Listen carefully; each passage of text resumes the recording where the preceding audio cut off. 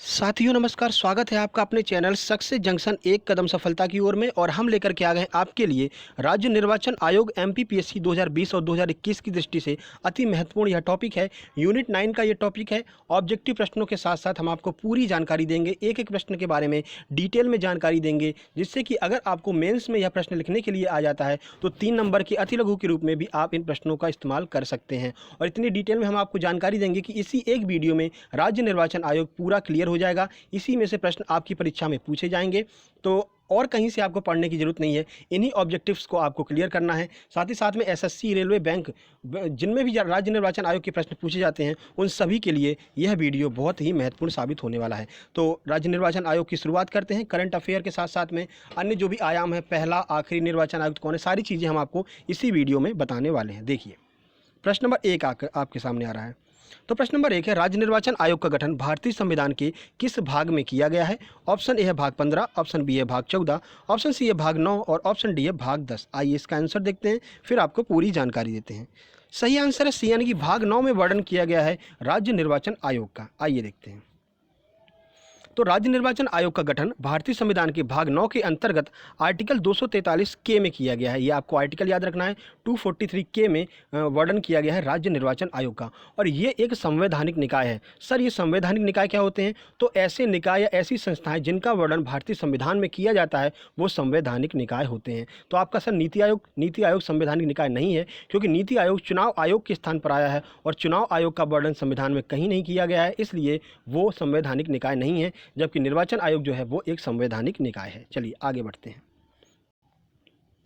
प्रश्न नंबर 2 आपके सामने आ रहा है, भारतीय संविधान के किस अनुच्छेद में यह बताया गया है कि नगरीय निकायों के चुनाव राज्य निर्वाचन आयोग ही करवाएगा? ऑप्शन ए है अनुच्छेद 243 के, ऑप्शन बी है अनुच्छेद 243 के 1, ऑप्शन सी अनुच्छेद 243 जेड ए, या फिर ऑप्शन डी है इनमें से कोई नहीं। तो आइए देखते हैं किस अनुच्छेद में यह बताया गया है कि नगरीय निकायों के चुनाव राज्य निर्वाचन आयोग ही करवाएगा। सही आंसर है सी, यानी कि अनुच्छेद 243 जेड ए में यह बताया गया है कि जो नगरीय निकाय के चुनाव होंगे वो चुनाव कौन करवाएगा? तो राज्य निर्वाचन आयोग उन चुनाव को आयोजित करवाएगा। चलिए पूरी जानकारी आपको देते हैं।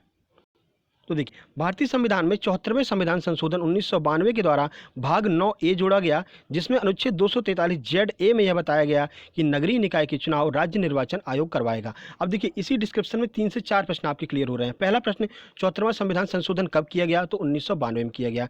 सर, 74वां संविधान संशोधन के द्वारा कौन सा भाग जोड़ा गया? तो भाग 9 ए जो है 74वें संविधान संशोधन के द्वारा जोड़ा गया, और जिसके अनुच्छेद 243 जेड ए में यह बताया गया है कि नगरीय निकाय के चुनाव राज्य निर्वाचन आयोग ही करवाएगा। ठीक है, तो एक ही प्रश्न में बहुत सारे प्रश्नों को हम क्लियर करने का प्रयास कर रहे हैं। चलिए प्रश्न नंबर 3 की ओर चलते हैं।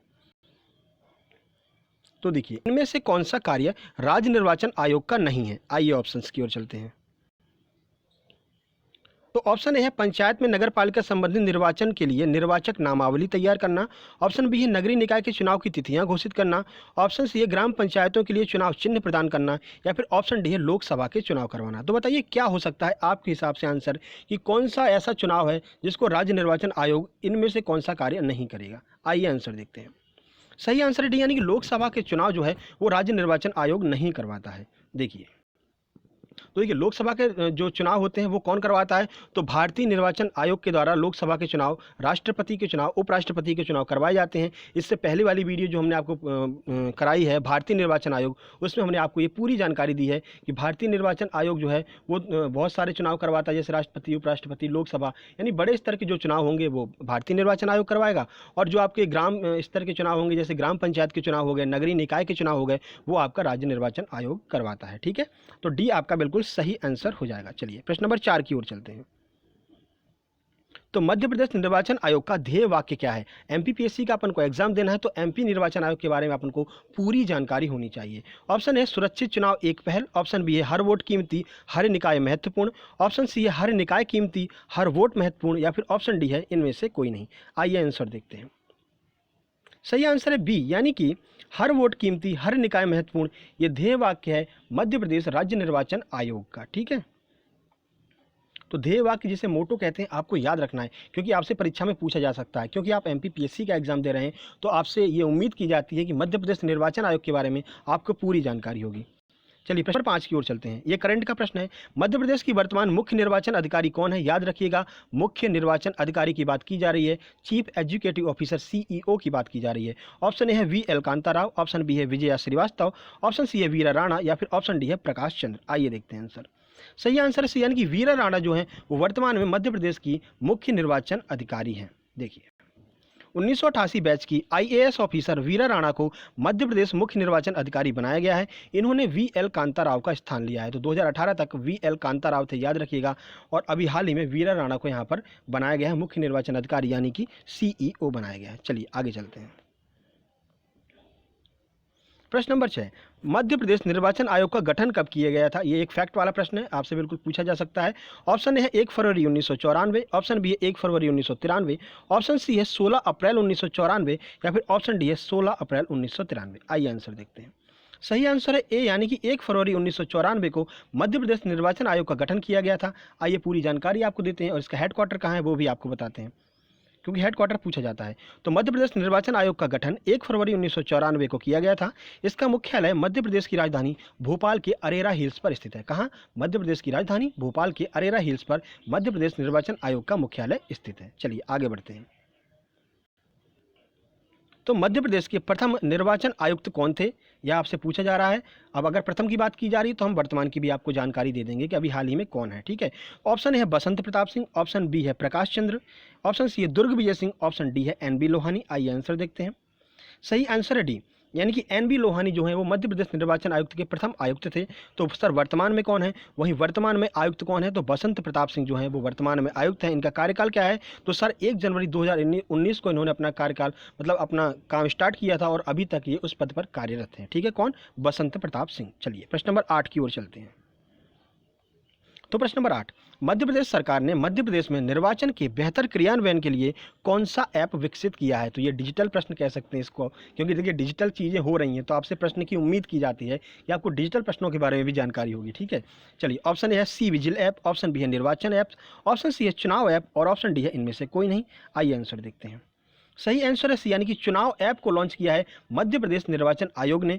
तो जो निर्वाचन का कैसे हो रहे हैं सारी देखभाल करने के लिए मध्य प्रदेश निर्वाचन आयोग ने चुनाव ऐप लॉन्च किया है। वहीं भारत निर्वाचन आयोग की बात करते हैं तो सी विजिल ऐप भारतीय निर्वाचन आयोग के द्वारा जो आपका लॉन्च किया गया था आचार संहिता की देखरेख के लिए भारतीय निर्वाचन आयोग के द्वारा। ठीक है, चलिए अगले प्रश्न की बात करते हैं। प्रश्न नंबर 9, ये सारी चीज़ें आपको पीडीएफ फॉर्म में हमारे टेलीग्राम चैनल पर मिल जाएंगी। टेलीग्राम चैनल की लिंक जो है डिस्क्रिप्शन में दी है, अगर वहाँ से भी आप नहीं जा पाते हैं तो टेलीग्राम पर जाइए, वहाँ पर सर्च कीजिए सक्सेस जंक्शन और हमारा लोगो आपको वहाँ पर देखने को मिल जाएगा। ठीक है, अगर आपके लिए हम इतनी मेहनत कर रहे हैं, चीज़ें ढूंढ करके ले आ रहे हैं, तो एक आपका भी फर्ज बनता है कि वीडियो को लाइक कर दीजिए और एक कमेंट कर दीजिए। इससे हमारा उत्साह बढ़ता है और हमको और अधिक चीज़ें, अच्छी से अच्छी चीज़ें आपके लिए लाने में मतलब एक अंदर से लगता है कि हाँ यार लेकर के आइए, इतना प्यार लोग हमको दे रहे हैं। ठीक है, तो इसलिए हम आपसे कहते हैं एक लाइक कर दीजिए, एक कमेंट कर दीजिए। ठीक है, इसमें क्या ही जाता है आपका।